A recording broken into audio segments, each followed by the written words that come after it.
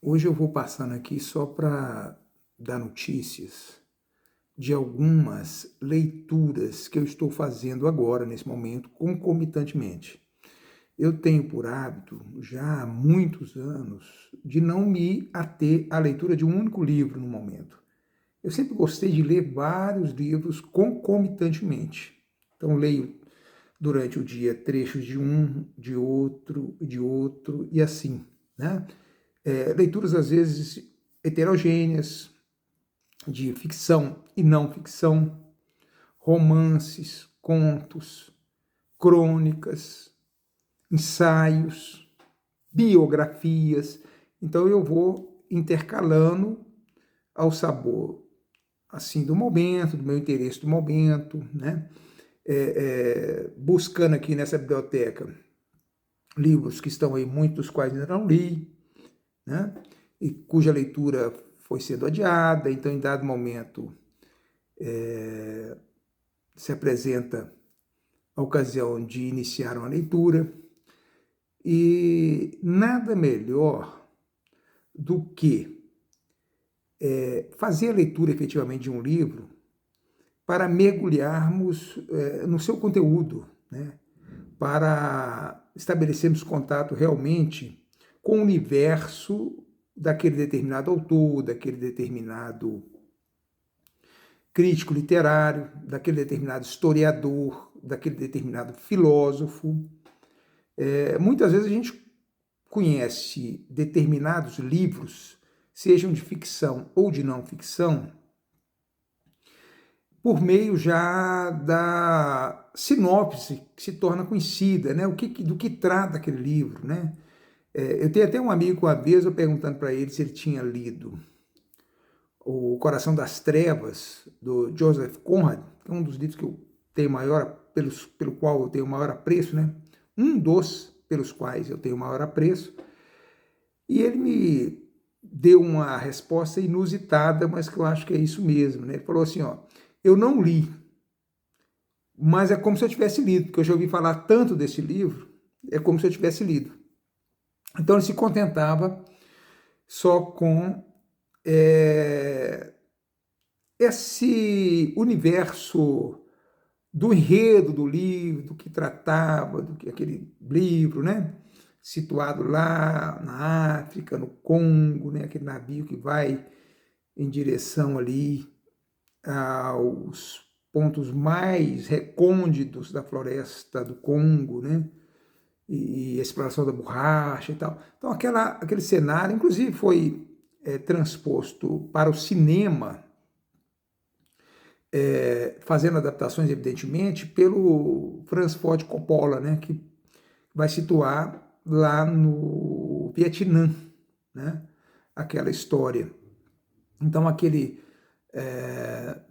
empregado daquela companhia de exploração de borracha, etc., o Kurtz, que está lá nos confins da África, ele vai situar lá no Vietnã, né, esse cineasta. Né? Então, mas em função disso tudo, essas obras vão se tornando familiares, né? O Dom Casmurro, do Machado de Assis, né? Bentinho, Capitu traiu ou não traiu Bentinho, né? Fica aquela coisa meio que óbvia, né?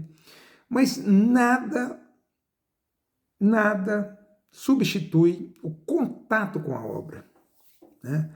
Você está ali mergulhado na linguagem do autor, nas imagens literárias que ele constrói, nas metáforas,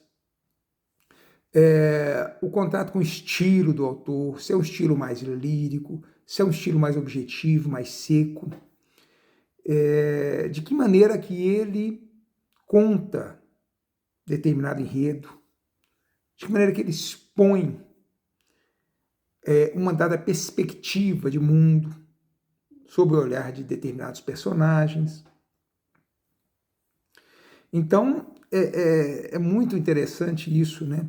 Um livro, por exemplo, que eu ouvia falar dele há muitos anos, e do qual eu já tinha iniciado a leitura inúmeras vezes, sendo vencido nas primeiras páginas, em razão da dificuldade que a leitura me impunha, Eu, evidentemente, sempre achei que a leitura literária, principalmente, é uma leitura muito ligada ao prazer estético, né? Que a leitura propicia, né?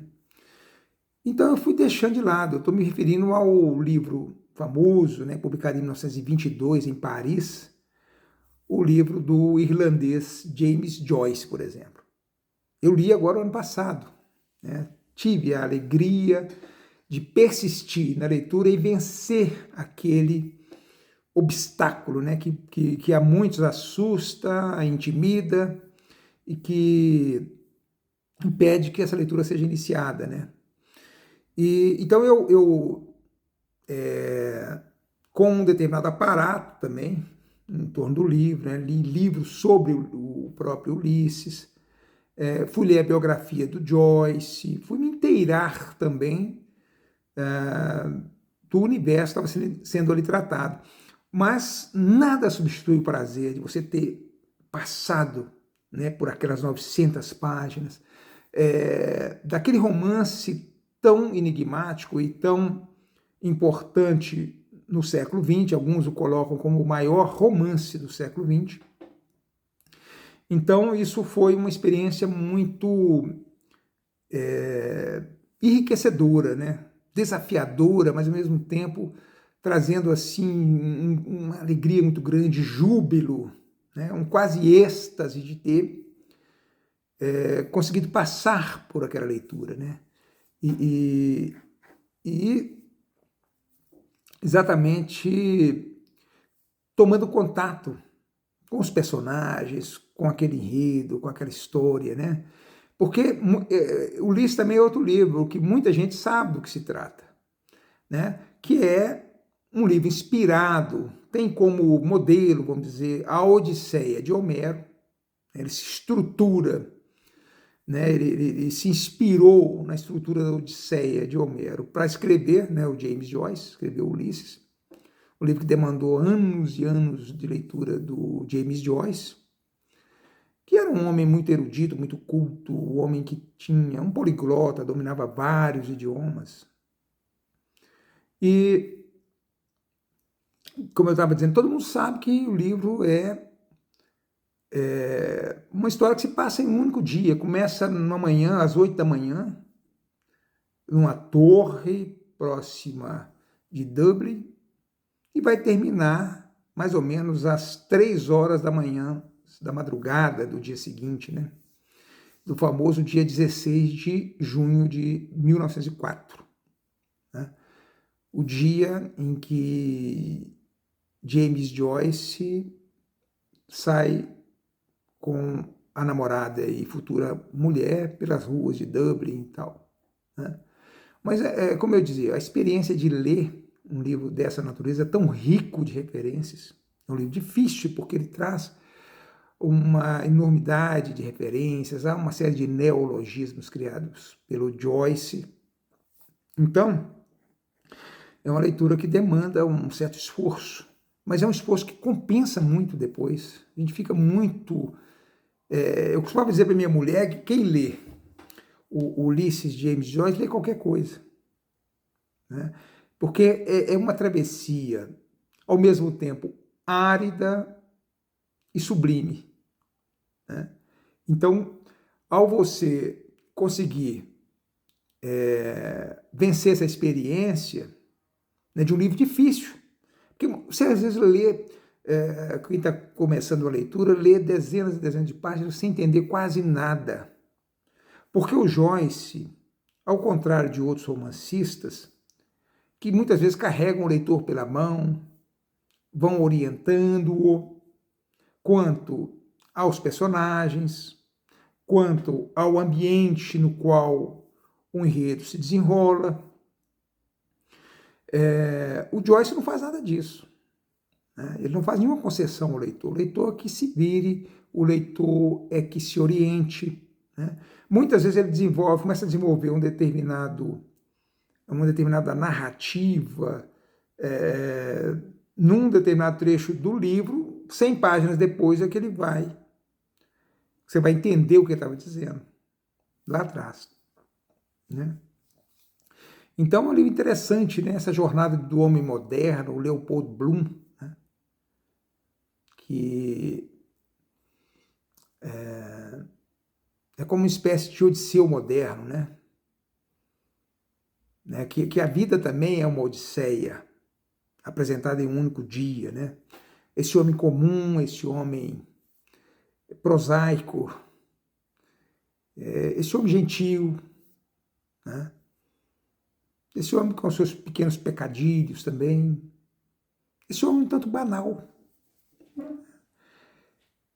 em contraposição ao herói Ulisses, né? Aquele cheio de artimanhas, aquele que consegue dobrar a todos, que consegue se desvencilhar das mais difíceis, das mais afrontosas situações, etc., né? E lá na Odisseia, essa volta de Ulisses para Ítaca ao final da Guerra de Troia leva 10 anos. Então, o James Joyce vai transformar esses 10 anos em um único dia. Essa Odisseia do Leopold Bloom pelas ruas de Dublin, passando por os mais diferentes locais, mais diferentes lugares, bares, cemitérios e assim por diante, né? Então, eu estou falando assim, entanto, eu acabei me estendendo em demasia, né, para dizer isso, né? Quer dizer, nada como ler o livro, né? Isso aqui dá o prazer, né? Isso aqui, falando agora, realmente, eu tenho uma ideia do que seja. Isso aconteceu, por exemplo, quando eu li A Montanha Mágica. Também tinha uma ideia do que era, né? A gente já tem aquele enredo, mais ou menos, propalado ao longo dos tempos, né? Daquele sujeito que vai visitar um primo lá num sanatório na Suíça, vai ficar, a princípio, 3 semanas, né? E depois ele vai, né, uma longa história que vai se desenrolar ali, no alto daqueles Alpes suíços, né? Uma série de pessoas ali doentes, da tuberculose, que no início do século era uma doença bem difícil de tratar-se, que vitimava fatalmente muitas pessoas. Mas é um livro também, sei lá, de mais de 800 páginas, quase 900 páginas, mas é uma leitura agradabilíssima. Aí também é diferente do Ulisses James Joyce, né, que é uma leitura mais árida nesse sentido, você tem que ir descobrindo, é uma coisa mais difícil. O livro do Thomas Mann é uma leitura que se dá de uma forma mais direta, né?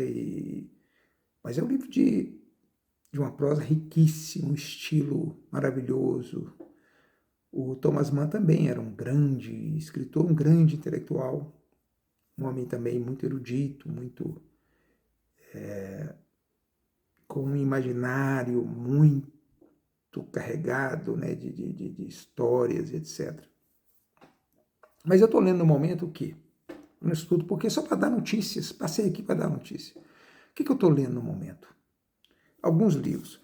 Um deles é A Ideologia Alemã, do famoso Karl Marx. É um livro muito significativo na obra de Marx, né? É um livro escrito em parceria com o Engels, né? E é um livro que, por exemplo, a palavra ideologia, um determinado sentido que ela vai ter entre nós hoje, tem sua origem aqui, né? Tem uma série de concepções muito ricas aqui nesse livro, também estou lendo, né? Um outro livro que eu estou lendo é o livro do intelectual brasileiro, né? Também um poliglota, também um erudito, né? Posições político-ideológicas um tanto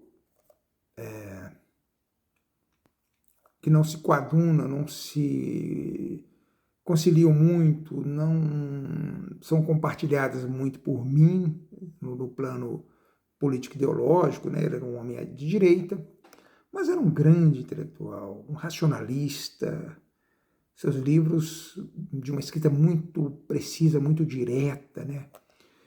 É um homem, como já disse Lévi-Strauss em dado momento, que leu tudo, né? Quem é esse menino que leu tudo? Não sei se foi o Strauss ou se foi o Raymond Aron, né, que falou isso. Esse aqui, A Natureza do Processo, é um livro dele que estou lendo, acabei de ler. Agora, outro dia, né, o Michel Foucault ou no Niilismo de Cátedra, uma obra de crítica ao Foucault. Ele vai passando por toda a obra do Foucault, desde a História da Loucura, de 1961, do Foucault, até a produção que Foucault escreveu no início dos anos 80, né? Foucault morreu em 84. É um livro muito interessante também, eu acho que devia ser lido pelos Foucaultianos, né?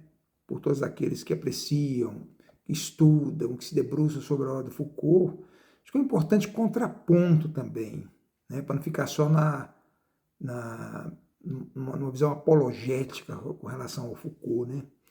Então tem vários problemas aí na obra de Foucault que o Zé Guilherme aqui vai pontuar também, né? A Natureza do Processo é um livro que vai falar de política, de economia, daquilo que é o processo da civilização, né? E aqui também um grande enaltecimento da concepção liberal, né? No plano econômico, no plano político. Né? Então é um livro bem interessante. Um outro livro que eu estou lendo também no momento, já estou aí no meio do livro, no meio da leitura, no meio, né? É o livro do Louis Ferdinand Céline, Viagem ao Fim da Noite. O Céline nasceu em 1894, morreu em 1961, e esse é o primeiro romance que ele publica, né? Já um romance que foi recebido com críticas muito positivas, com muito reconhecimento, né, do gênio, e é um romance que vai romper com determinada concepção literária, né, é um romance que vai inaugurar uma nova etapa na literatura francesa contemporânea, né, publicado em 1932, quando o Céline tinha 32 anos. É um romance que começa retratando uma experiência de um personagem principal, Bardami, né, Ferdinand Bardami, que é muito inspirado no próprio Céline, né, que participou da Primeira Guerra Mundial. Então o livro começa lá na Primeira Guerra Mundial, mostrando todas as mazelas humanas que afloram ali de um conflito como esse, como a guerra, né? É um livro de leitura muito interessante também. Alguns vão chamar o Céline do Marcel Proust dos pobres, porque o Céline vai usar, diferentemente do que o Proust fez e os autores que o antecederam, né? Aquela linguagem mais requintada, aquela linguagem mais ligada a um certo purismo, mais elegante em certo sentido, né? O Céline, a linguagem é coloquial e aquela pretensão de se escrever como se fala, apesar que eu acho que não é bem o que aconteceu aqui, né? É a tradução da Rosa Freire Aguiar, mas é um livro belíssimo também, até onde eu estou aqui nele. Agora já passei pela Primeira Guerra, o personagem depois vai parar na África, da África ele pega o navio, vai para Nova York, é a parte que eu estou, em Nova York. Mas é uma leitura também muito interessante, muito instigante. E é um livro, como eu disse, da vanguarda na literatura francesa, né? É um livro que, como o Ulisses, rompeu paradigmas, enveredou por caminhos nunca dantes navegados, mas enquanto que o Ulisses é uma leitura, como eu disse, mais difícil, que exige mais esforço, né? Que exige um leitor mais, para usar uma palavra muito repetida hoje, mais resiliente, o Céline não, aqui é uma linguagem mais desabrida, uma linguagem direta, uma linguagem até muito forte, recheada de palavrões, muitas vezes, um tapa na cara, assim, né, mostrando as mais pérfidas situações que envolvem a condição humana, né? Então, é um livro muito interessante.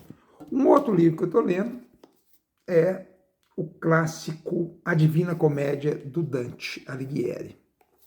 Esse grande poeta, esse grande nome da literatura italiana do século XIV, né? É uma leitura deliciosa, né? O Dante também é outro autor assim, indispensável, né? Um dos grandes nomes da literatura de todos os tempos, né? Da literatura mundial de todos os tempos, né? Impressionante a leitura desse livro. E eu estou lendo até aqui, nessa edição, em prosa, uma belíssima tradução do Hernani Donato. Eu já li traduções em forma de poema, né? Também tem boas traduções e também é muito interessante essa experiência, mas ler em prosa, essa prosa, é fantástica a forma com que o Hernani Donato consegue transpor a poesia do Dante para a prosa, né? Texto belíssimo, a gente lê de forma encantatória, a gente lê encantado, né? A gente lê assim, sublimado por esse texto assim, tão bacana, tão interessante, né? No qual o Dante vai situar aqui personagens históricos, desde Aristóteles, né, da antiguidade, até personagens que foram contemporâneos dele, né? Então, o Dante fazia naquela viagem que começa no inferno, né? Guiado pelo seu poeta, seu mestre, né? Que é o Virgílio, né? O Virgílio da Eneida, né?